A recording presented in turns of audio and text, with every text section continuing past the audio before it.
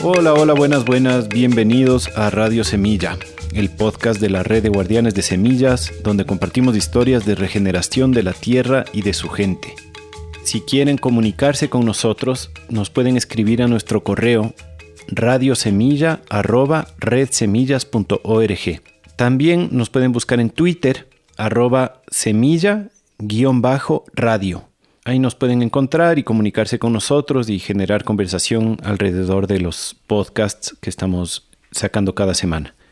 También a través de la red de guardianes de semillas tenemos cuentas de Instagram y de Facebook en donde hay comunidades bastante más grandes que pueden buscar también como red de guardianes de semillas. A la par, estamos diseñando estrategias de financiamiento y de comunicación que sean afines a nuestra filosofía y a nuestras éticas y que nos permitan relacionarnos más directamente con ustedes, nuestros oyentes. Así que recibirán noticias y llamados a la acción al respecto de esto. Pero de momento, síganos en Twitter, mándennos correos, manténganse en contacto. Paolo Realpe Mina es nuestro invitado de hoy.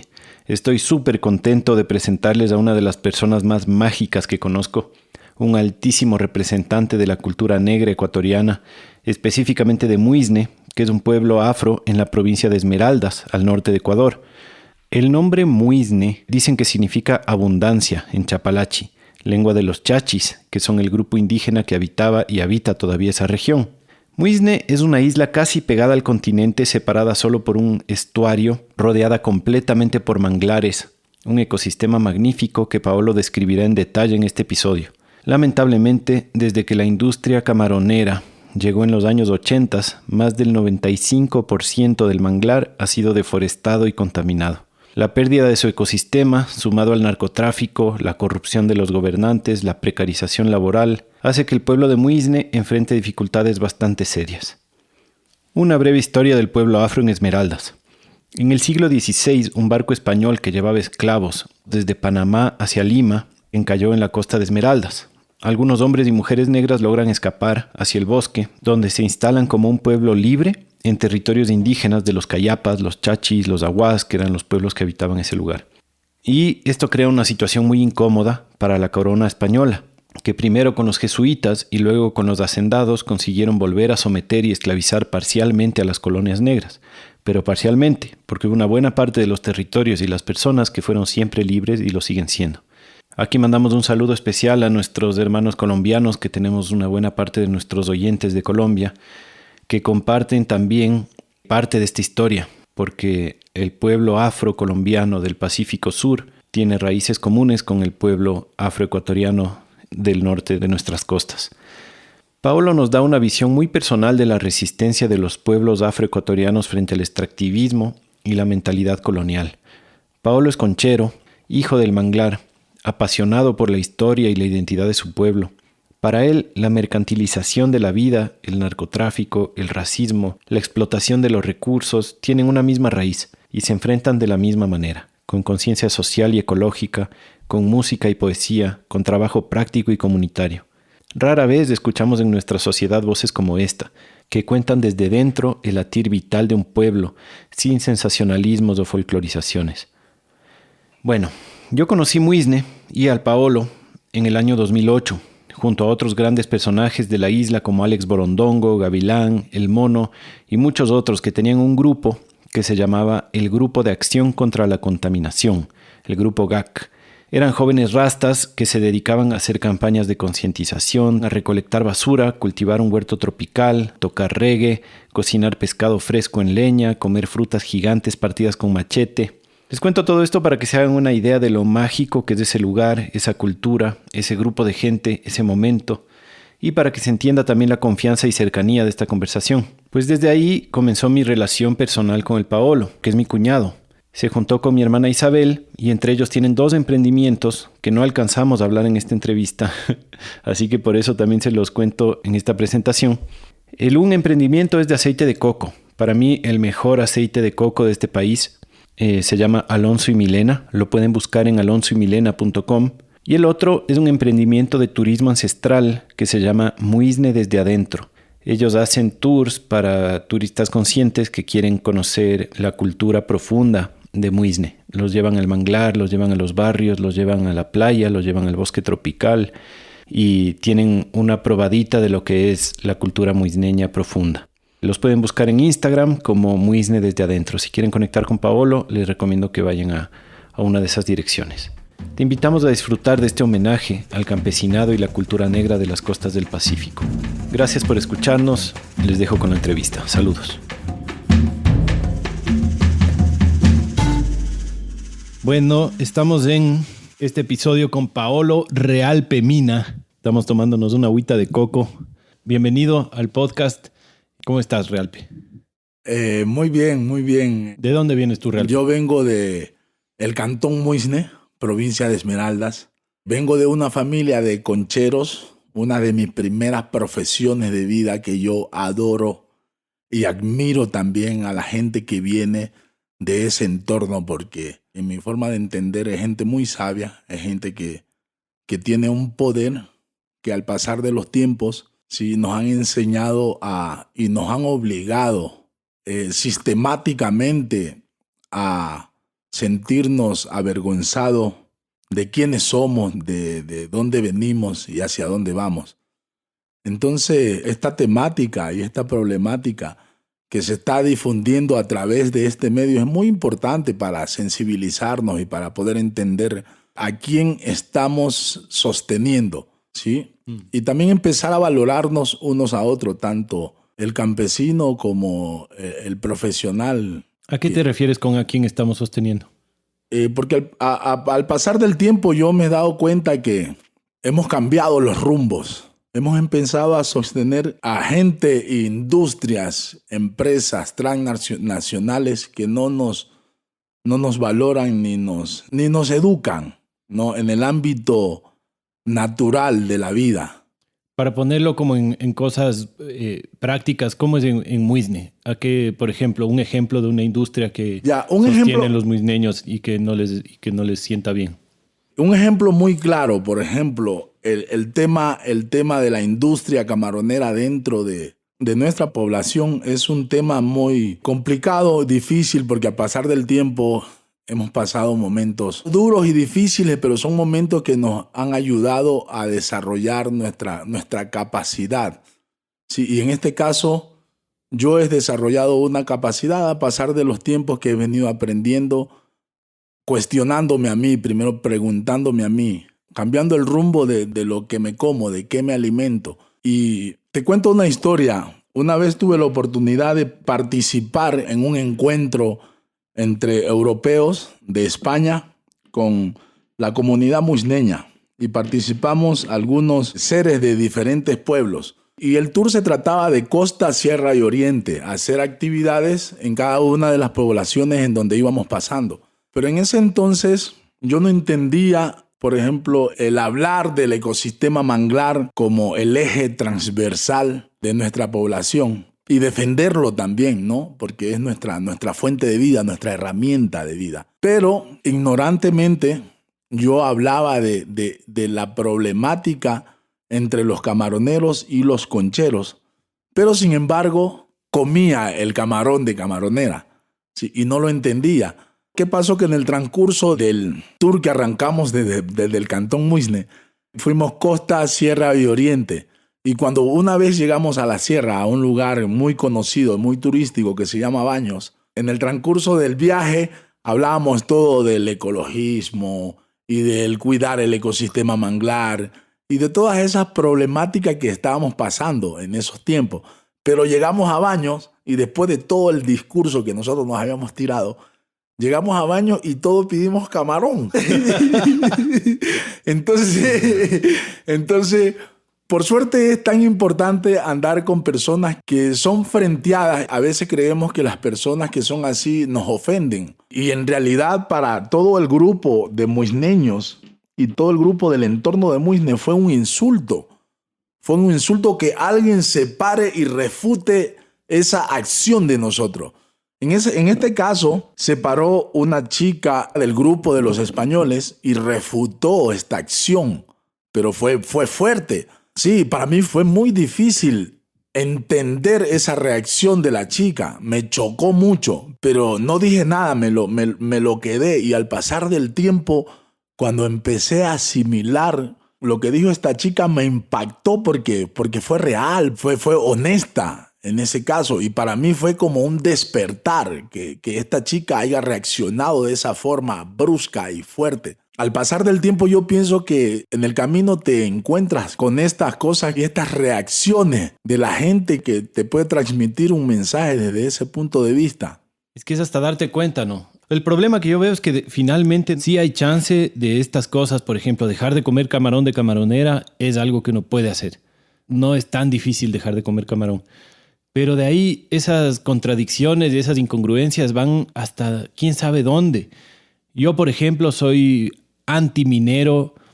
Pucha, me parece lo peor la minería a cielo abierto y que lo peor que lo hagan en el INTAG o en Esmeraldas mismo, que también tal vez podemos hablar de eso después. Pero esta entrevista estamos grabando con micrófonos hechos con metales que salieron de la minería. ¿Cacha? ¿Hasta qué punto uno puede decir, no, yo me voy a abstener de todo lo que salga de la minería, de todo lo que salga de la industria petrolera, de la agroindustria, de qué sé yo? Y claro que en el caso que tú dices es un poco más concreto, ¿no? Muisne, manglar, las camaroneras. No comer ese camarón es mucho más fácil quizás que otras cosas, que no usar un teléfono, qué sé yo. Pero al final no creo que nadie se salve de la incongruencia. Sí, nadie se salva de la incongruencia por falta de conocimientos también y por falta de conciencia, de amor. O de darse cuenta nomás. Sí, exactamente. Entonces, lo que yo siempre he pensado, basado en esta experiencia que yo viví, es que, claro, si nosotros como afectados consumimos, o sea, sostenemos directa o indirectamente este proceso, va a haber mucha demanda. Y no solo en el Cantón Muisne, no solo tenemos camarón de camaronera, sino que también tenemos el camarón silvestre. Esa temática es una temática muy fuerte, ¿no? De poder cambiar de paradigma y romper con ese tipo de ideas o de respuesta. Es difícil, pero cuando uno tiene lógica o tiene el sentido o el amor a su cultura, porque yo pienso que todo parte de la cultura, todo parte de los valores ancestrales,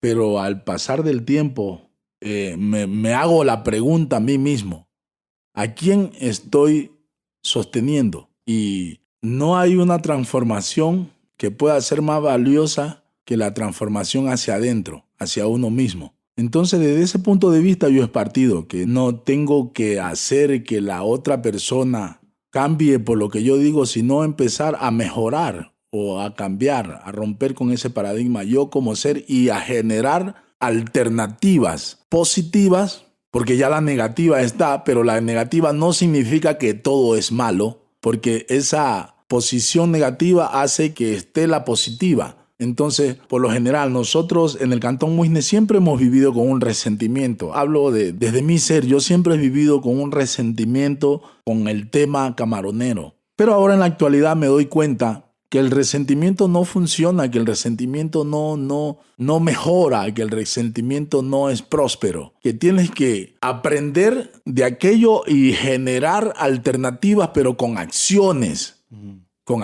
porque no es solo de sentarte y ponerte a criticar, porque lo que está ya está, ¿no? Es solo de ponerte a pensar y sentir, de poder generar una acción sin juzgar, sin ver mal a la persona que está haciendo lo que está haciendo por ego o por ser como es, sino que aprovechar ese momento para mejorar.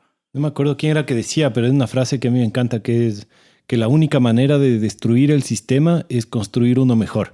O sea, no hay manera de desde adentro tratar de romper el sistema en el que estás parado y al que estás sosteniendo, sino que necesitas primero construir una alternativa que haga obsoleto al sistema anterior, que haga que ya no funcione, porque ya tienes una mejor manera de hacer las cosas. Y no solo lo que tú dices, ¿no? Sentarse a criticar y decir que huevada, esto no funciona y a la vez seguir sosteniendo el mismo sistema, ¿no?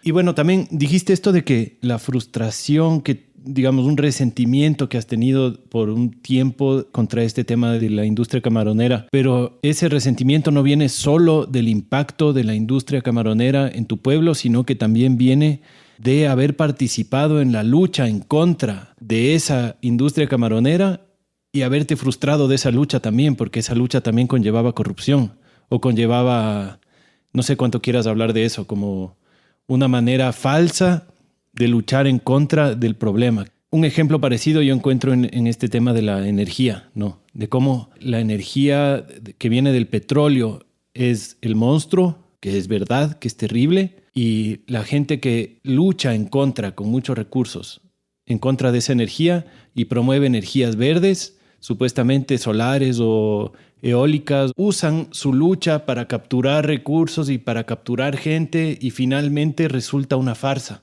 que termina dependiendo de la misma industria del petróleo. ¿Me explico? Sí, Yo siento que en Muisne pasó algo parecido, como los camaroneros y los anticamaroneros. Y los anticamaroneros finalmente usaron recursos y usaron gente y usaron energía y el rato del rato renunciaron un poco a la lucha por otras cosas. O sea, al menos esa es la historia que a mí me han contado un poco. Ya, sí, y importante que tú tocas este tema, Felipe, porque he estado pensando en estos últimos tiempos, he estado pensando muy profundamente en estos temas y muy profundamente en el resentimiento que yo he tenido contra la lucha de los camaroneros, porque al fin y al cabo fue una traición porque nos dejamos convencer y cambiamos lo rico que somos por el bagazo. Es como coger y raspar un coco y quedarte con el afrecho y entregar la esencia del coco, entregar la leche del coco. Sí, pero en estos casos, todo lo que pasó y todo lo que pudimos vivir en el camino, yo me doy cuenta que fue muy importante. Porque esta gente que aparentemente no los puedo juzgar, no soy nadie para juzgarlos. De toda manera, de esta lucha que yo la veía hace mucho tiempo como traición, ¿sí? Que fue una traición, nació esta semilla, que soy yo y que somos los jóvenes que captamos el mensaje de una u otra manera, porque a pesar de todo, sí pudimos aprender conocimientos. Y esa semilla que se les cayó a estos seres que en ese tiempo se equivocaron por imperfección de los humanos o por ego o por lo que sea, esa semilla que se les cayó, que dejaron por ahí, que cayó a la tierra y germinó, esa semilla soy yo. Entonces, de una u otra manera, de esta cosa que yo lo veía hace mucho tiempo mal, nació esa semilla. Entonces, me siento un ser tan afortunado de poder ver esa parte y de poder abrazar y de poder agradecerle a ese momento que fue muy fuerte y que fue muy duro y que de ahí en adelante nazca este nuevo renacer. Porque es la única manera de poder estar juntos, de poder tolerarnos, de poder disculparnos, de poder doblegar, de poder tener humildad, porque la humildad es el capital de inicio de todos los seres. Y de poder aceptarnos finalmente, porque somos producto de... Exactamente, de poder aceptarnos. Yo puedo decir, yo soy bueno y yo me considero un ser así de los más lindos, de los más puros, pero también tengo mi lado oscuro, como decía Javier Carrera, entonces no soy perfecto, pero entre esa perfección y entre esa imperfección es perfecta, porque ahora en la actualidad me doy cuenta que lo que ha salido de ahí es algo recontra que positivo. Y aprovecho también la oportunidad para nombrar a este ser que es tan importante en mi vida, que fue el que me transmitió y me llevó a esta manera de ver las cosas, que es un gran amigo que lo quiero mucho y le tengo mucho aprecio por mostrarme ese camino. Galo Alexandre Quiñones Medinas. También aprovecho también de agradecerle también a mi linda y bella madre, a mis ancestros. Fanny Mina. Sí, a mis ancestros por haberme dejado este legado a la llegada de Alonso de Illesca, que ese es otro tema y ese es otro resentimiento que yo venía llevando hace poco tiempo atrás, ¿no? Porque escuchaba historias de la llegada de Alonso de Illesca y lo veía Alonso de Illesca como un hombre fatal, como un hombre malo, como un hombre... A ver, cuente la historia para la gente que no sabe quién es Alonso de Illesca. Alonso de Illesca es un negro esclavo dentro de casa, ¿sí? Entonces, Alonso de Illesca fue el negro que tuvo la oportunidad de aprender por escuchar a su amo. Entonces se autoeducó solo escuchando. Y cuando tuvo su llegada, que partió desde Cabo Verde, África, hacia Panamá, y de Panamá llegó a Perú, y de Perú llegaron en el 1553 a las costas esmeraldeñas, que fue entre Portete y Bolívar.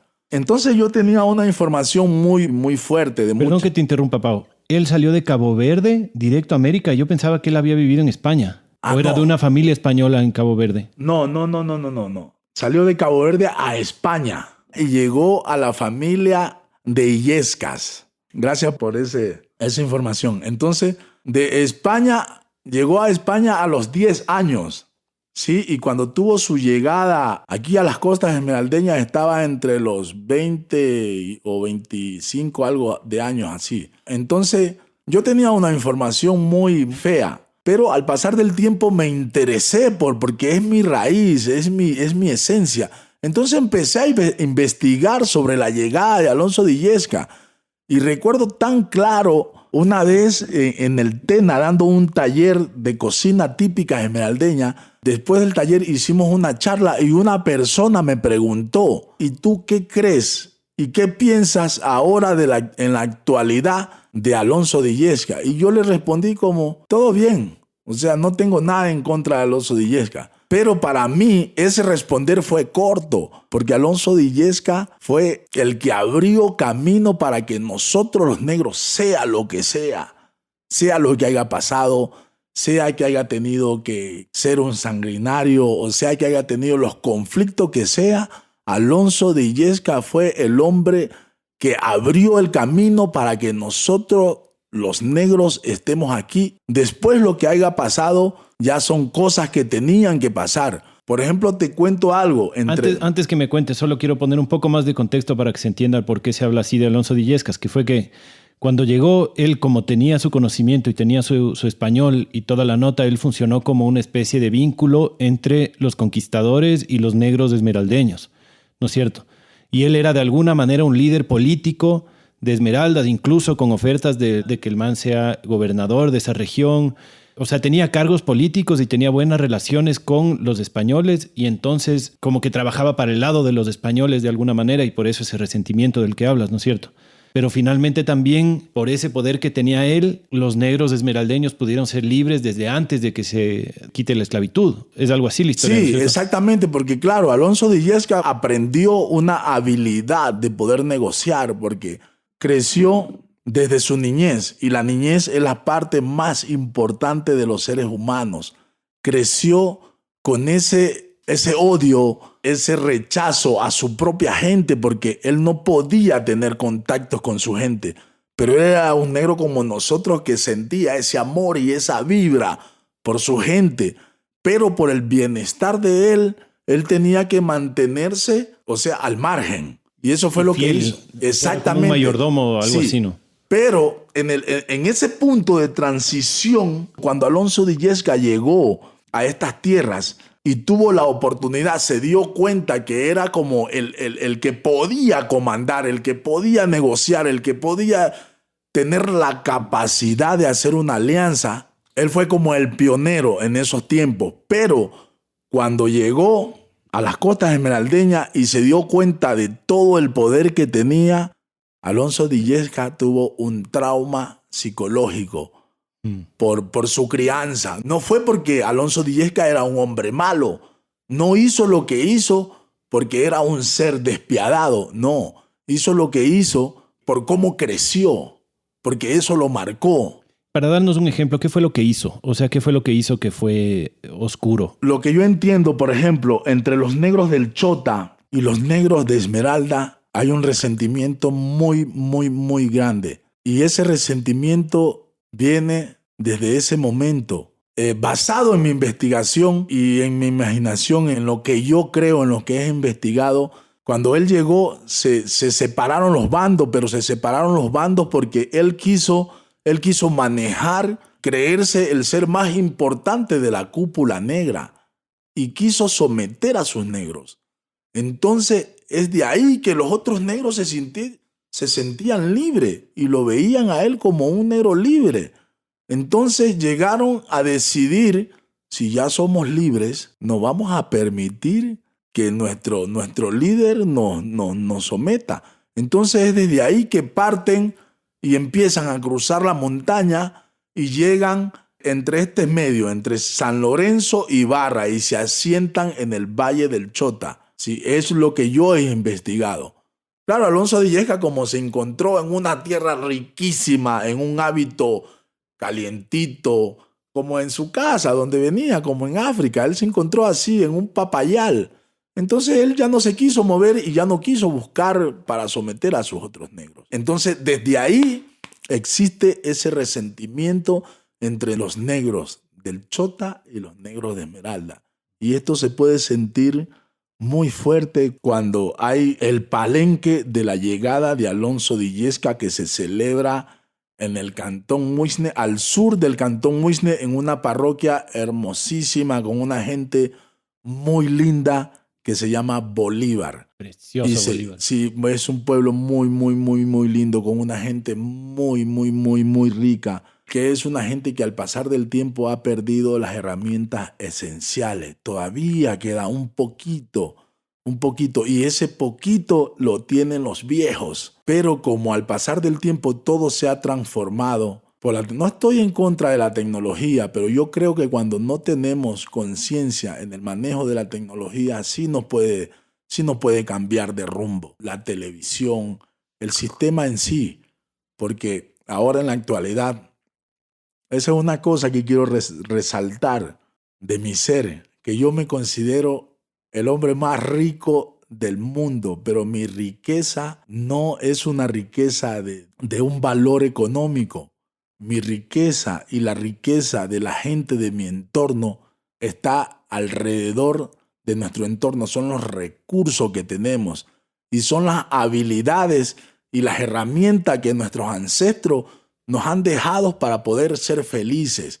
Y la riqueza nosotros no la tenemos acumulada. No es lo mismo yo sentirme rico con un rico convencional. No es lo mismo porque yo la tengo mucho más clara, que mi riqueza yo no la puedo acumular. La tengo ahí al alrededor y a la disposición de mí, cuando yo quiera, como yo quiera, a la hora que yo quiera. Por ejemplo, yo soy muy amante al lugar de donde vengo. Me considero un campesino, un conchero, que es una de mis primeras profesiones de vida y lo resalto con mucho, mucho orgullo. Me siento muy feliz de venir de ahí. Eso es, me da mucha tristeza de la pérdida de nuestros valores ancestrales, de nuestros valores culturales, pero también lo acepto porque sé que después de eso vamos a tener la habilidad y la oportunidad de generar alternativas positivas, que no solo reclamen, ni que no solo tiremos piedra, ni que no solo juzguemos, sino que alternativa que podamos ser feliz, ¿sí? Quiero que nos metamos en eso en un ratito más, porque creo que tú estás construyendo una alternativa bacán ahí en Mompiche y en Muisne. Pero un poquito antes de eso quisiera que aclaremos un poco mejor cuál es el abanico de problemáticas del sector. Porque ahora que mencionas Bolívar, por ejemplo, a mí se me viene a la cabeza todo este tema del narcotráfico que hay ahí. Lo que tú dices, ¿no? Como no es una culpa de la tecnología que los niños de alguna manera se están alejando de su tradición y de su conocimiento de los ancianos, pero juega un rol en eso. Y después, en la adolescencia, entra el tema de la droga que hay en Muisne, que yo no entiendo el problema bien como para poder explicarlo, digamos, pero he vivido algo ahí que me doy cuenta que va más allá de solo la falta de oportunidades o qué sé yo. Lo que me doy cuenta es que hay un problema de narcotráfico en el sector que se beneficia de que los jóvenes estén enganchados en el bazuco y de que de una u otra manera la mezcla de la desconexión con los valores ancestrales, la venida de la droga y la falta de oportunidades están todas ahí vinculadas en lo mismo. Volviendo a lo de la camaronera, porque me acuerdo que no solo tú, sino algunas otras personas de Muisne a mí me han contado que el momento que entró la camaronera, en ese momento entró la droga, en ese momento comenzó a florecer la prostitución, como que hubo un insumo de afuera para explotar una industria, para explotar un ecosistema y para explotar un grupo de gente y que se fueron llevando los recursos de la productividad del manglar y de la gente y les fueron apagando un poco con droga y con prostitución y metiéndoles otra mentalidad, por decir así, y vicios y cosas así. ¿Cómo le ves eso? Sí, este tema es un tema muy, muy complejo. cada vez que estoy en mi entorno, le dedico muchísimo tiempo a entendernos. Y lo que yo me doy cuenta es que se nos quebró el puente de conexión, sí, de la esencia. Y cuando se quebró ese puente de conexión de la esencia, nos dejaron desnudos, sin protección. Este no es un tema para nosotros escucharlo y reaccionar de una forma defensiva, sino es un tema para buscarle la solución a la problemática por la que estamos pasando, porque es una problemática muy fuerte, en donde estamos cada vez cayendo más en el vacío. Y ese vacío significa cultura, ese vacío significa identidad, ese vacío significa valores. Entonces, ¿qué pasa en Muisne? La problemática es tan fuerte que cuando llega, por ejemplo, estos seres, por ejemplo, la industria camaronera, inmediatamente ellos se dan cuenta de la problemática en la que estamos pasando nosotros, ¿sí? Y como estamos todos revueltos, sin identidad, sin cultura, y viene alguien y nos mete una idea y rapidito saltamos, vamos a buscar conflicto, a reclamar, sin entender la problemática, eso nos hace cada vez más fuerte. Y es ahí donde entra este tema de la drogadicción. Porque claro, crecemos en un círculo y en un círculo vicioso fuerte en donde tenemos todas las alternativas y tenemos todas las herramientas, pero si no tenemos el valor, si no nos valoramos como seres, cada vez vamos cayendo en el vacío. Y es ahí donde se han aprovechado las industrias, por ejemplo, como los camaroneros. Se han aprovechado de mantenernos ciegos, de mantenernos dormidos por una X sustancia, y cada vez vamos de mal en peor.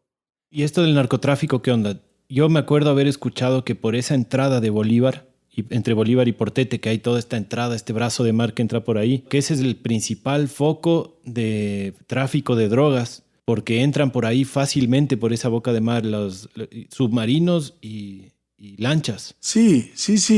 Incluso todo el entorno de Muisne, desde que empieza desde el sur, la frontera vía marítima, que es Cojimíes, y empieza la frontera vía terrestre, que es Chamanga, pero eso ya está más adentro para las personas que andan moviendo este tipo de narcotráfico, ¿no? Entonces, Muisne es un entorno en donde se mueve durísimo el narcotráfico, pero yo lo veo como mucho más profundo la problemática. Yo pienso que si una población tuviese bien plantadas sus estructuras de valores, el narcotráfico pasaría invisibilizado, porque ya no habría tiempo ni espacio. O sea, nadie estaría dispuesto a correr los riesgos que le piden que corran. Exactamente. Y eso se ve claro en la pesca también, porque ahí es donde al menos yo he escuchado las historias más fuertes, ¿no?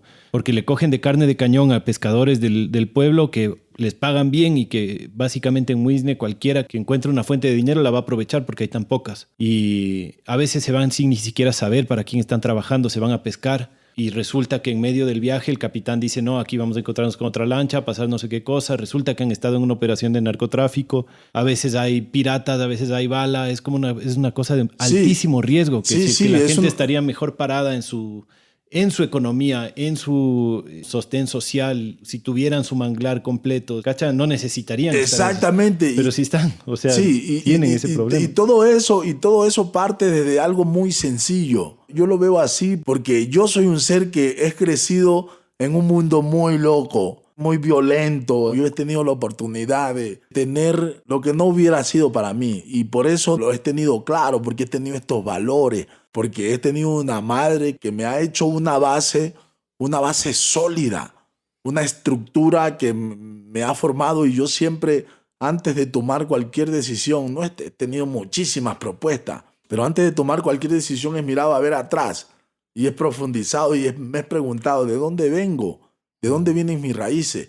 ¿Qué he hecho para estar tan bien como estoy ahora? ¿Y por qué no he tomado la alternativa de hacer lo que es muy fácil hacer, pero esa facilidad tiene un riesgo muy profundo? Y es por eso que en nuestro medio toman a la gente Y Y no tenemos sé. panas, pues, ¿no? Que les han ofrecido un Claro. poco de plata y han Toman a caído la, y están en la sí, cárcel por toman no sé cuántos a años. la gente como nosotros, campesinos, inocentes, que no sabemos y que creemos que un montón de dinero nos va a solucionar la vida, aún ignorando cuán ricos somos, ¿entiendes? Y solo nos usan como carnada.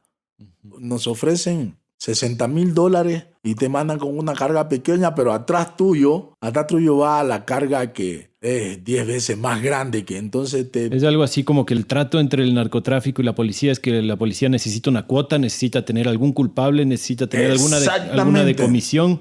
Y dicen, miren, decomisamos 100 kilos de cocaína y tenemos 2 narcotraficantes presos, pero esos 2 narcotraficantes son 2 pescadores, 2 campesinos que les Inocentes, pagaron un sí. montón de Son dos plata personas por un viaje. totalmente inocentes. Cayeron en un círculo de necesidad, pero teniendo todas las herramientas ahí, cerca de ellos. Esa es la problemática que estamos pasando. Esos temas nacen para que nosotros ampliemos la capacidad de nuestro ser o de nuestra bondad, o no sé, para desde ahí generar otras alternativas que puedan contrarrestar, porque la idea no es coger la moneda y virarla, pero la idea es generar acción para que la moneda solita se vire a tu favor. Quizás sería bueno que me cuentes un poco cómo sería la vida bonita de un campesino en Muisne, o de un conchero, de un pescador, de lo que tú estás haciendo, que es un poco de todo, digamos.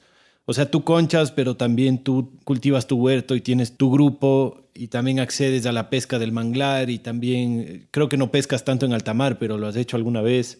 ¿Cómo es un día a día o la vida de cómo obtener los recursos, de cómo manejar así la... Ya verás, un día a día de la gente del manglar, los pescadores, concheros, carboneros, ¿sí? Del entorno de Muisne es un día hermoso, es un día sin jefe, es un día sin patrón, es un día de bondad, es un día de humildad, porque los campesinos estamos acostumbrados a coger lo que necesitamos, porque los campesinos o los concheros, cuando vamos al manglar nos sentimos libres, nos sentimos una total libertad de hacer lo que queremos, lo que nos llena, lo que necesitamos.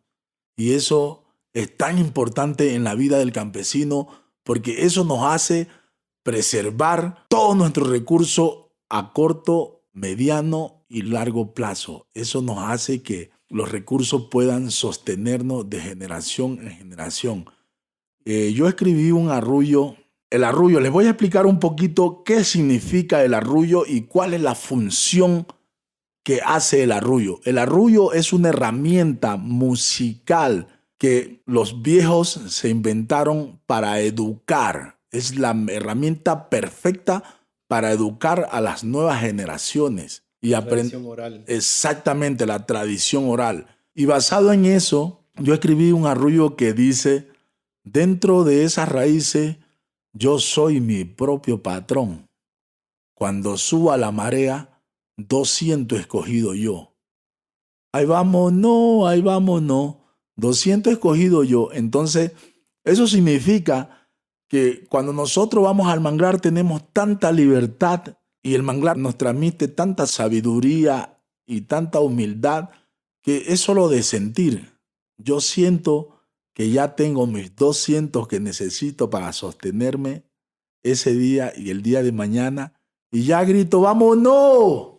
Que es un grito típico de los concheros. Y el conchero que grita, ¡vámonos!, es porque ya sintió que todos los otros concheros de su alrededor tienen lo que él tiene, lo que le hacía necesario para sostenerse ese día y el día de mañana. 200 son 200 de conchas Sí, que ha recogido. 200 conchas. Ajá. 200 conchas. En el manglar tú coges concha, hay un cangrejito que también saben comer del manglar. Tasquero. Ajá. ¿Y el mejillón ese no es en el manglar o sí? Sí, claro, Ahí mismo. claro. Ahí en el manglar tenemos, por ejemplo, moluscos, crustáceos, anfibios, reptiles, aves. Pero entre los moluscos hay diferentes variedades. Por ejemplo, hay la almeja de vaca. ¿Sí? Que ¿por qué los viejos le pusieron la almeja de vaca? Aquí va lo que yo te decía, que antes los viejos le ponían nombre a las cosas acorde a su acción. Entonces, la almeja de vaca es una almeja que crece en la línea de transición, en donde el agua solo llega apenita y baña y le da el agua suficiente que necesita esa almeja. Pero esa almeja crece en donde crece una hierba que las vacas necesitan porque tiene la salinidad. Entonces la vaca siempre se va a esa línea de transición a comerse esa hierba porque necesita esa salinidad, ¿sí? ¿Pero cómo vaca en el manglar? No en el manglar, es en la línea de transición entre la playa Ya. y el manglar. Esa almeja es en la playa. Entonces puede ser en el bosque húmedo tropical, en donde está esa pajita, empieza el manglar, ¿sí? Y ahí entre esa línea de transición, ahí está. O puede ser en la playa, si tú empiezas desde el frente del mar y empiezas a entrar hacia el manglar, ahí también está esa línea de transición, está de los dos lados. Entonces los viejos le pusieron a esa almeja de vaca, que es el primer molusco que está en esa línea de transición. Después sigue el mejillón, que ya es ingresando al manglar entre arena y lodo. Y después del mejillón viene la concha, dentro del manglar, en el fango. Y ahí está la concha, está la almeja meona, que se le dice meona porque cuando la coges, tira un chiguete de agua. Y está la almeja que tiene una valva carroñosa que vive junto con la concha. Hay otro tipo de molusco que es la almeja lisa, que no crece mucho, es chiquita, pero es muy rica, es como la almeja de vaca, pero vive en comunidad con la concha. Y también entre el mejillón y la concha, entre esa línea está el molusco más grande de los moluscos que se llama la zanjara. Zanjara, claro que le decimos patemula, porque es como una patemula grandota, ¿sí? Pero es diferente del pateburro, que es el que sacan del mar. Sí, es diferente del pateburro, es diferente. Sí, pero es la más grande de todos los moluscos. Entonces, entre esa diversidad hay muchísima riqueza, pero al pasar del tiempo nosotros nos enfocamos, los viejos antes sí le daban el valor a todas esas especies. Por igual, ninguna de las especies era más que la otra.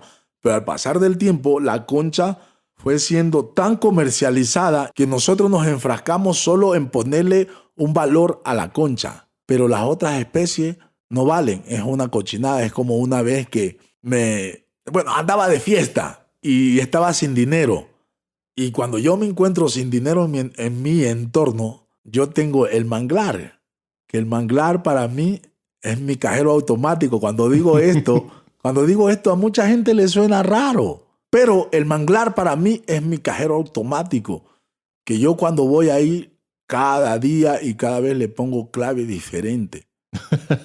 Y la gente se pregunta, ¿pero qué clave es esa? La clave diferente que yo le pongo al manglar es una oración ancestral que no es igual o no es repetida todos los días, es lo que tú sientes. Entonces, cuando yo voy al manglar, mi clave para el manglar es: gracias, Madre Manglar, por permitir que yo esté aquí. Y voy a entrar a tu ser pidiéndote permiso y voy a tener solo lo que necesito para sostenerme. Entonces, esa es una de las claves. Y cada vez que yo voy al manglar, le pongo una clave diferente. Y automáticamente yo siento como el manglar se abre y yo puedo entrar y puedo comunicarme con todas las especies que existen dentro del ecosistema manglar, con todas, y las puedo ver, las puedo escuchar, las puedo sentir. Y una vez que yo le pongo esa clave, es como después que ya estoy ahí, es todo extinto. Y te voy a contar una anécdota bien linda que yo he desarrollado a través del tiempo, pero la he desarrollado gracias a mis ancestros. Hace poco tiempo atrás, después de mi largo tiempo de investigación, me pude dar cuenta la comunicación que existe entre los árboles que hay en el ecosistema, o sea, los árboles de manglar, con todas sus especies que habitan en la profundidad de sus raíces. Y algunas veces me fui al manglar y quería entender ese idioma, cómo las conchas o los moluscos o los crustáceos o los reptiles o los anfibios saben cuál es la hora de comer, o cómo saben que la marea empieza a subir. Cuando la marea empieza a subir, cambia de viento. Automáticamente es un viento fuerte. y es un viento con una coordinación y un idioma muy suave, pero impactante. Entonces ese viento es la voz que le manda el universo a las especies. Entonces ese viento viene y pega en las hojas de los árboles. Entonces las hojas le transmiten la información a las ramas y las ramas le transmiten la información al tronco y el tronco le transmite la información a las raíces. Entonces empieza a moverse con una danza muy hermosa y empieza a transmitir ese mensaje que el agua empieza a subir. Y esa es la voz que hace alertar a las especies para que empiecen a salir a la superficie del lodo, del fango, empiezan a salir las especies de los moluscos a la superficie del fango porque ellos ya escucharon la voz que viene la comida. Entonces, cuando empieza a subir la marea, digamos que en quiebra, la marea empieza a subir muy suave, con un ritmo y una danza muy suavecita. Y cuando empieza a subir la marea, las especies saben que esa marea viene removiendo todos los compostajes naturales que hay dentro de ese ecosistema y empieza a levantarse la bacteria que es conocida como el planctos, el zooplanctos y el fitoplanctos, que son los microorganismos que comen ese tipo de especies de moluscos. Hay mucha gente que le tiene asco a los moluscos y que no se come un molusco porque piensa que el molusco come lodo, pero no es que el molusco come lodo, come planctos, zooplanctos y fitoplanctos. Entonces esa comunicación entre la marea, el viento, los árboles y el fango es una comunicación muy precisa para las especies bioacuáticas, para los moluscos, para los crustáceos, para los reptiles y para los anfibios. Entonces, dentro del ecosistema manglar existen ensenadas y con todo el movimiento de la marea, ¿sí? Y toda la vaciante, toda la basura, la semilla, las hojas, las ramas empiezan a acumularse como un acto de bondad, empiezan a acumularse en los recodos que son ensenadas. Y esas ensenadas sirven como compostajes natural y como nosotros los humanos somos seres gigantes, entonces cuando nosotros entramos al ecosistema manglar generamos un movimiento que yo podría decir un terremoto. Entonces como las especies están vulnerables y están en su paraíso, están tranquilísimas, entonces tú entras y generas ese movimiento, las especies se cierran con susto. Y cuando se cierran con susto, transmiten ese idioma que sabemos nosotros los concheros, que es un idioma de sonido, que es una concha o un molusco está abierto. Entonces nosotros tenemos esa comunicación tan perfecta que sabemos y podemos identificar en dónde se encuentra esa especie que me dijo aquí estoy, por susto. Entonces otra de las cosas, en el agua, por ejemplo, tenemos la jaiba, ¿sí? Que es una especie de crustáceo. Los crustáceos son cangrejos, camarones, langostas, esos son crustáceos. Si nosotros venimos desde el mar o desde el río, tenemos la jaiba, que es un tipo de crustáceo que es acuático y puede nadar como un pescado.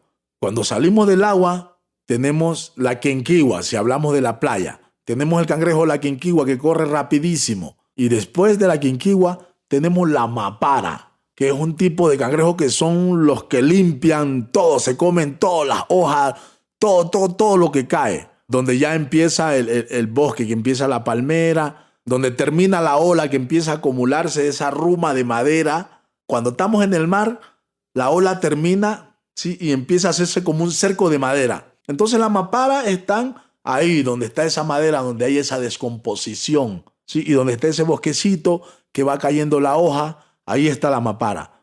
Después viene y sigue el cangrejo azul, que vive en los ranconchales, el ecosistema que se llama la ranconcha, que es como una planta que mide alrededor de 1,5 metros. Es como el resorte. Entre el ecosistema manglar y el bosque húmedo tropical está el ranconchal, que es la hábitat del cangrejo azul.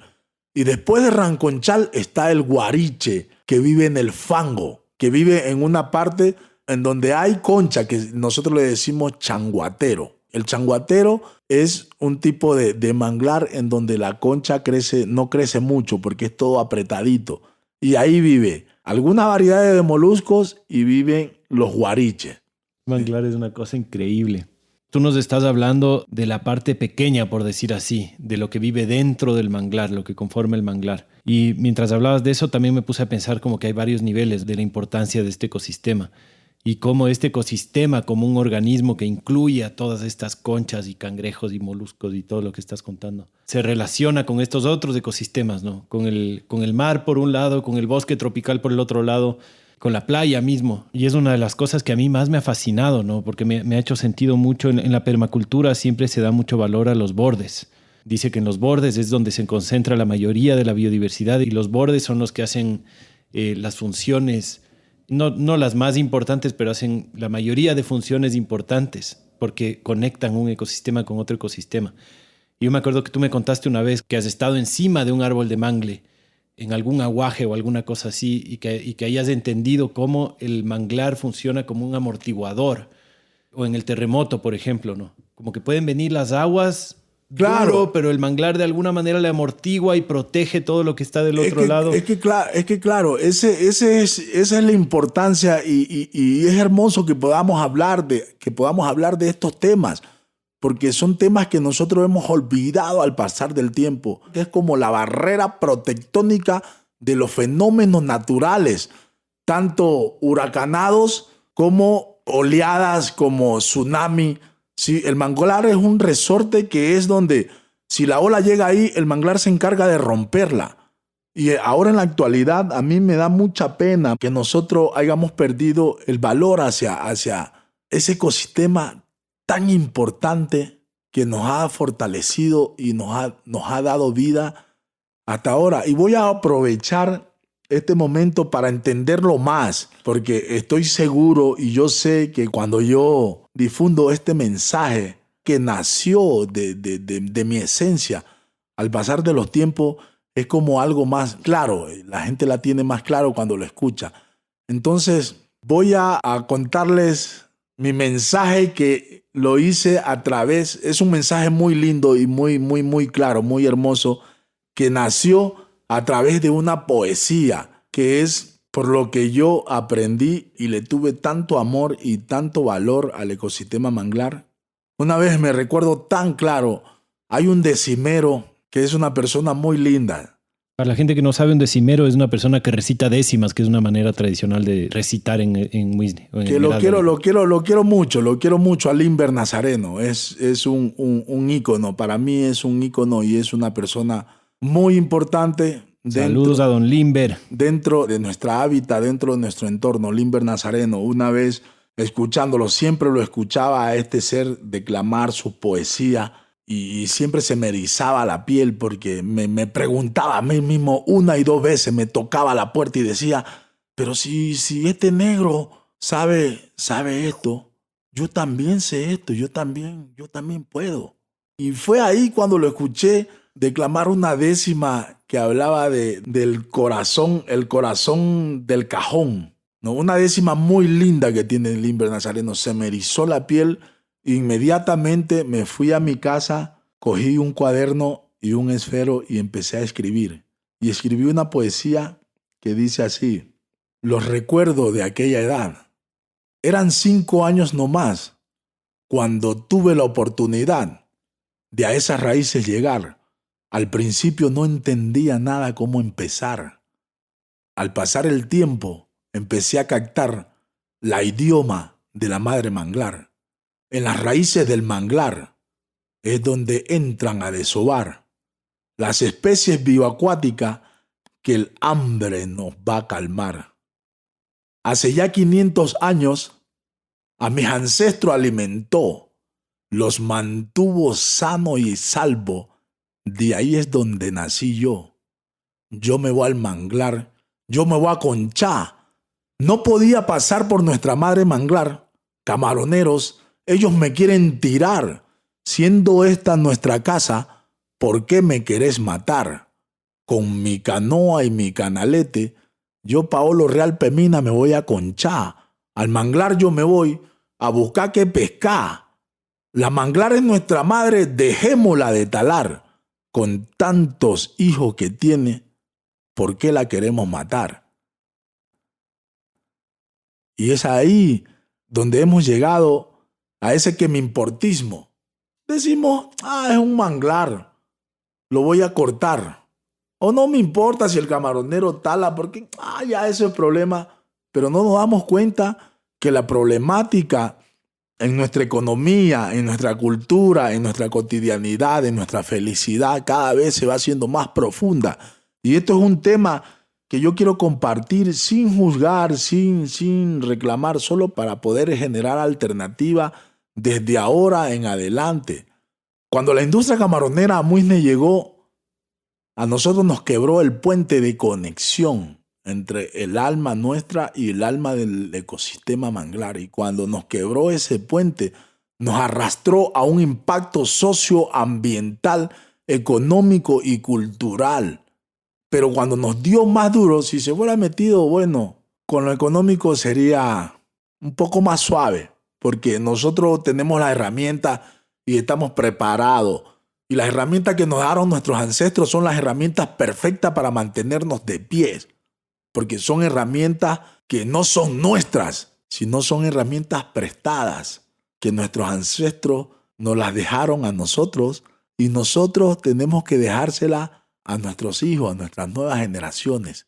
Y cuando se metieron con la cultura, ahí nos quebraron el alma y nos arrastraron a esa crisis en la que estamos pasando ahora. Pero en Muisne hay alma y en Muisne hay seres que estamos luchando de una forma noble, estamos luchando con humildad, no reclamando. Ya nos dimos cuenta que el reclamar y el tirar piedra es más conflicto, es más guerra. Y no queremos más sostener esa guerra. Queremos transmitir valores, educarnos, entendernos. Muy importante. Y lo que ha pasado también es importante para generar alternativas y generar herramientas de poder convivir. Es lo que es, ¿no? Uh-huh. Me estaba acordando este refrán que tiene tu tío Memín, que me contaste la otra vez. ¿Cómo era?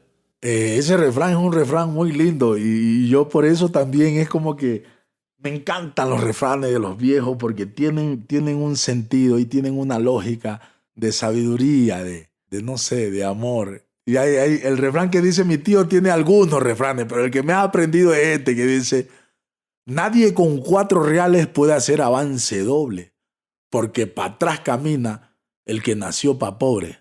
Entonces, ese es un refrán que es un poco fuerte y contradictorio. Hay que buscarle la moraleja y hay que buscarle el sentido. Hay que encontrarle el sentido a ese refrán. Tú me dijiste, a mí, yo lo tomé mal la otra vez, pero sí. tú me explicaste una manera chévere de interpretarlo. ¿Cómo era? Yo lo interpreto de esta manera que si te consideras pobre, siendo tan rico, como yo te dije antes, el capital de inversión que nosotros tenemos es mucho más grande que lo que nos imaginamos. El poder despertarnos y poder respirar, poder caminar. Ese es el capital de inversión que no lo sabemos, pero es el más apreciado. Somos muy ricos, pero claro, nos han hecho creer y nos han hecho, es muy triste porque al pasar del tiempo nos estamos sintiendo avergonzados de lo que somos. Por ejemplo, hay muchos concheros que ahora en la actualidad no se van a la concha con la frente en alto. No, se van a las conchas cabizbajo, pensando que ir al manglar es la peor. Es de pobres. Sí, pensando que ir al manglar es de pobre, que ir a ensuciarte de lodo es una cosa de... Como que no es digno. Pero ir al manglar para cosechar, para darle alimento y sostener a otros seres es uno de los actos más puros, más honestos y una profesión muy profunda y muy hermosa, porque así como te conté, no solo vas a conchar, sino que vas a compartir, vas a escuchar, vas a aprender. Tienes la libertad y la capacidad para absorber todo ese idioma que existe dentro de ese ecosistema.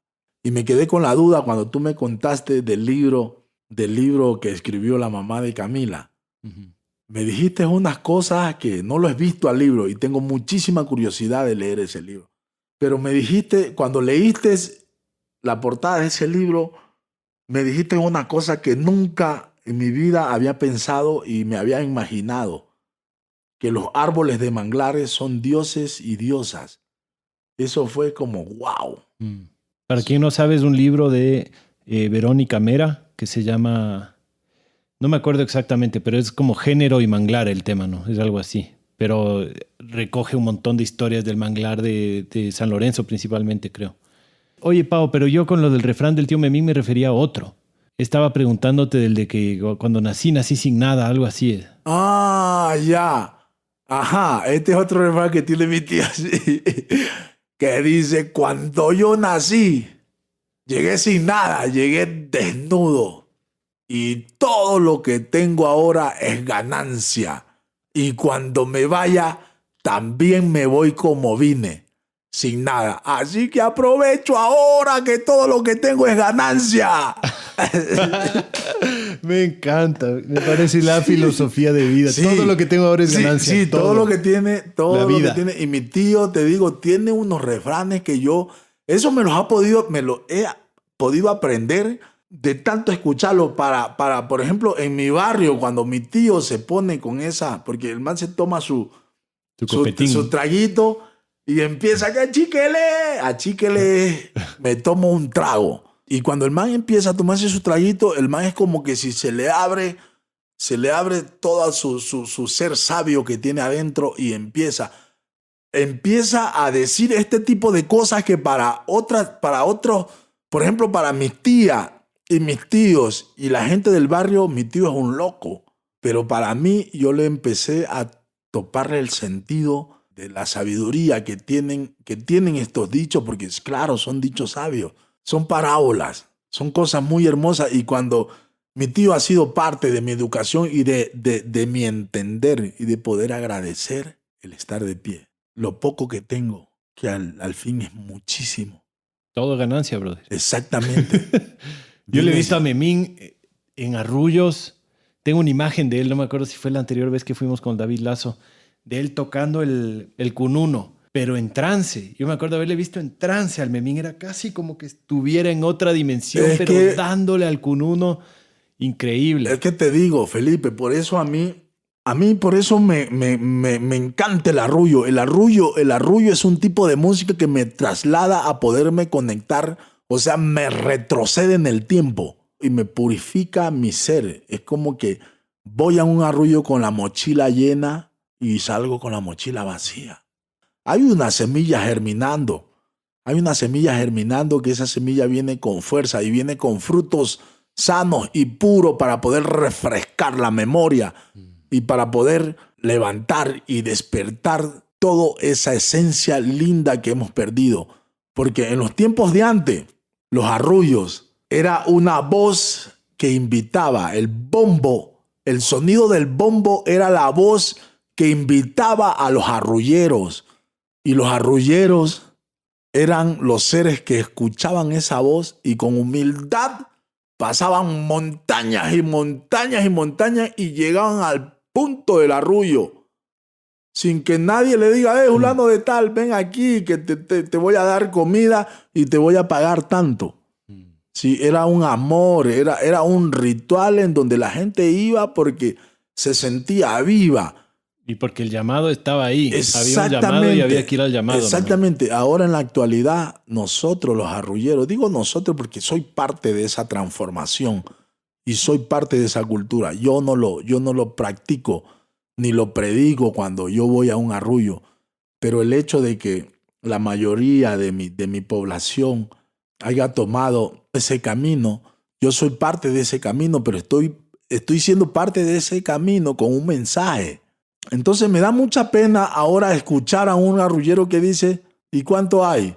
Oye, fulano de tal, te invito a un arrullo, ¿y cuánto hay? Y llega al arrullo y se cree el cantautor y el más crazy y el más bacán. Cuando yo veo eso, me da una nostalgia y me da tristeza. A propósito del manglar que hemos estado hablando, yo quisiera recomendar a la gente que ve el video de David Lazo que sacó hace un poco de tiempo. ¿Te acuerdas que filmamos hace unos 3 años? Sí. Y lo sacó recién, se llama Las raíces del manglar, creo que se llama. Bueno, David Lazo, búsquenle a David Lazo en YouTube y ahí tiene tiene miles de videos increíbles, pero tiene este sobre el manglar que salió último y también tiene el Sospechosos, en el que tú eres protagonista también. Ajá. Que ya no vamos a alcanzar a hablar mucho de eso porque es otro tema gigantesco. Ni siquiera nos hemos metido a hablar de racismo y de todo este tema. Pero ese documental es increíble, que habla de cuando les cogieron a un montón de negros en la Carolina, supuestamente para decirles que están consumiendo drogas y meterles presos. Y fue así un operativo racista impresionante. Ojalá la gente se meta a verlo en YouTube porque es un documental increíble. Ese y el video del manglar son geniales para hablar de este tema. Felipe, y es muy importante que tú tocas este tema porque este tema a mí me enseñó algo. Este acto de discriminación me dio a mí, en esos tiempos yo no lo podía identificar. Pero ¿Qué año fue esto? Eso fue en el 2008. Sí. No recuerdo muy bien la fecha. Pero por ahí era así. En el 2008. Pero este tema a mí me dio una riqueza muy, muy, muy, muy linda. Fue fuerte lo que pasó. Porque incluso, claro, nosotros veníamos de la problemática del atropello del ecosistema manglar. Nosotros escapamos de esa problemática para venir a buscar una mejor forma de vida a la capital. El atropello de la ciudad. En Quito. Y nos encontramos con una cosa. Al principio no lo podíamos sentir, no lo podíamos ver. Pero cuando ya íbamos familiarizándonos con el medio de la ciudad, empezamos a sentir toda esa represión y toda esa discriminación en cuanto a la cultura afro. Entonces, ¿qué pasa? Que nosotros, como claro, venimos de un ritmo y de un folclore tan lindo, la única manera de poder estar tranquilo y poder estar en paz en la ciudad era tocando nuestra música, pues sacando nuestros instrumentos, empezar a tocar, ¿no? A bailar, a danzar, ¿entiendes? Entonces, al pasar del tiempo, nosotros sacábamos nuestros instrumentos y era la forma de encontrarnos en el Parque de la Carolina, porque habíamos muchos buineños y esmeraldeños conocidos, criados juntos, que vivíamos en esta ciudad.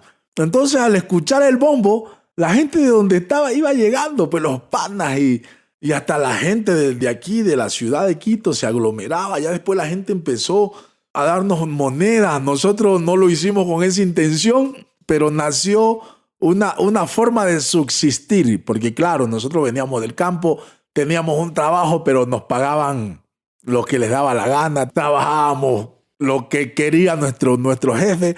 Entonces, esa alternativa que nació así naturalmente nos dio como una esperanza de vida, ¿no? Nuestra cultura, nuestra arte de tocar, de cantar, de danzar. Entonces la gente empezó a meternos, ¿no? Monedas sin nosotros pedirlas. Entonces cada vez eso se fue siendo más fuerte, más fuerte, más fuerte, más fuerte. Y generamos un caos, pero positivo. Yo sé que la palabra caos es como algo negativo, pero eso fue algo positivo. Y cada vez había más gente y cada vez había más monedas hasta que a alguien se le ocurrió, no, pues estos negros aquí están luciéndose. Vamos a sacarlos de aquí. Entonces, un día domingo estábamos con la danza, con la música y aparecieron como 200 policías y empezaron a coger a solo negros. Y la idea de cogerlos a los negros, campesinos, concheros, que estábamos en una ciudad y no teníamos muchas alternativas, era la idea de cogernos y subirnos a un avión del Parque de la Carolina que ya estaba con una bomba de tiempo, que era la droga que tenía el avión. Entonces nos querían hacer pasar como los traficantes del Parque de la Carolina para desterrarnos a nosotros del parque. Pero fue algo así como que un coronel o algún duro de la policía quiso lucirse, decir que está limpiando el parque para que sea seguro para los quiteños, una cosa así, sacar los negros de ahí y quedar bien. Pero por primera vez en la vida le salió el tiro por la culata, ¿no? La respuesta fue Claro, porque se metieron con los negros equivocados. Pues nosotros veníamos del ecosistema manglar y en ese tiempo Fundecol y Seconden eran los coordinadores del cuidado del ecosistema manglar. Entonces nosotros por un lado estábamos protegidos. Entonces cuando se dieron cuenta que saltaron abogados de alto prestigio, entonces dijeron, ay, nos equivocamos. Pero a raíz de eso nació para mí una seguridad en mi ser, porque ahora quiero compartir este mensaje Este mensaje para toda la gente y para todos los que sostenemos el racismo, ¿sí? Porque el racismo está y el racismo va a estar siempre, toda la vida, porque los seres somos así, somos tan diversos y tenemos tantos perjuicios que nacen desde el miedo. Y cuando el perjuicio nace desde el miedo, la cosa se pone fuerte y se pone agresiva. Yo tuve muchos amigos que sufrieron traumas psicológicos y que empezaron a robar, empezaron a partir, empezaron a hacer cosas locas. Y yo, por un poquito, tuve la oportunidad de poder hacer las mismas cosas que hacían mis amigos. Pero después empecé a pensar y me pregunté una vez a mí mismo, ¿de dónde soy? ¿Quién soy? ¿De dónde vengo y hacia dónde voy? Y fue la clave y la oportunidad para darme cuenta que yo con mi ser puedo sostener y puedo hacer que el racismo sea mucho más grande si yo me lo creo y lo sostengo. Pero si yo me conozco y yo sé quién soy y tomo mi rumbo y no permito que las acciones de los demás interrumpan mi felicidad entre mí y mi ser interior, el racismo no va a existir. Entonces, desde ese punto de vista empecé a creer y a sentir y a creerme un ser bien, que no estoy aquí para hacerte daño. Y empecé a compadecerme de los seres, más que tenerle rabia o odio y a sostener y a confirmarle lo que él piensa de mí. Empecé yo a compadecerme de ese ser y a entenderlo y a buscar la manera de cómo me gustaría cuando yo veo una persona que se me aparta o se me coge la cartera o se me huye o se me cambia de calle, me da tristeza, pero no una tristeza mala. Me da una tristeza buena porque me pongo a pensar cómo podría yo ayudarle a esa persona para que no tenga esa forma, ese miedo, y se sienta segura de sí mismo. Porque siempre esa persona va a ser víctima de la gente que le quiere hacer daño. Porque la gente que le quiere hacer daño somos como los animales. Si yo veo la debilidad, la inseguridad de tu ser, te voy a atacar y te voy a comer. Pero si yo tengo seguridad en mí como ser y sé que no necesito quitarte nada, ni necesito hacer el problema más grave, más que el que tú lo tienes, o sea, no voy a hacer que el racismo exista, porque eso es el racismo. El racismo lo sostiene la persona que se cree menos que los demás. Entonces, desde ahí nace el racismo. O sea, se perpetúa el ciclo mientras todos participen de eso. Exactamente. Pero en el momento que tú solo te haces cargo de ti. Con tus acciones puedes hacer automáticamente que la moneda se vire no solo a tu favor, sino al favor de las dos partes. Al favor de la persona que te discrimina y te hace ese acto racismo y al favor de ti que no te crees eso que la persona cree o piensa de ti. Más importante es saber y creer lo que tú eres. Para mí, la capital de los ecuatorianos, Quito, una población de gente muy linda, de gente que vive con mucho miedo, me dio la oportunidad de poderme conocer a mí como ser y eso lo agradezco y lo abrazo mucho y le doy muchos agradecimientos a este momento tan fuerte y duro que pasamos, que después de eso nació esa semilla de bondad, de poder ponerte en los zapatos de la gente que tiene miedo y poder ayudar a alivianar. Y que eso sirva también para los casos futuros después de eso, porque en verdad ustedes tuvieron suerte. Sí. Pero antes y después de lo que les pasó a ustedes, ha habido un montón de negros, un montón de indígenas, un montón de gente de grupos más vulnerables, por decirlo así, o más discriminados, que no ha corrido con esa suerte, sino que le han discriminado, le han cogido, le han metido a la cárcel y le han dejado podrirse ahí, o le han negado oportunidades, o bueno. Pero esto que les pasó a ustedes fue algo que generó una conciencia diferente, que apareció en los medios, que terminó perdiendo el policía que hizo esto, que ustedes no terminaron presos, a pesar de que sufrieron esa discriminación y esa violencia, porque les cogieron, les botaron al suelo, les llevaron, fue terrible. Pero finalmente terminó convirtiéndose en un caso de elevar la conciencia de que qué está pasando aquí. O sea, hay un racismo fuerte. Exactamente. Y esos son los frutos de las cosas que vemos que son malas. Pero las cosas malas tienen un pedacito que tenemos que saberlo ver. Ese pedacito que hay dentro de lo que nosotros vemos o creemos que es malo puede reflejar toda la belleza, todo el amor de cada uno de nosotros como seres. Y otra vez vuelvo y repito, campesinos, concheros, pescadores y carboneros, nunca dudemos de quiénes somos.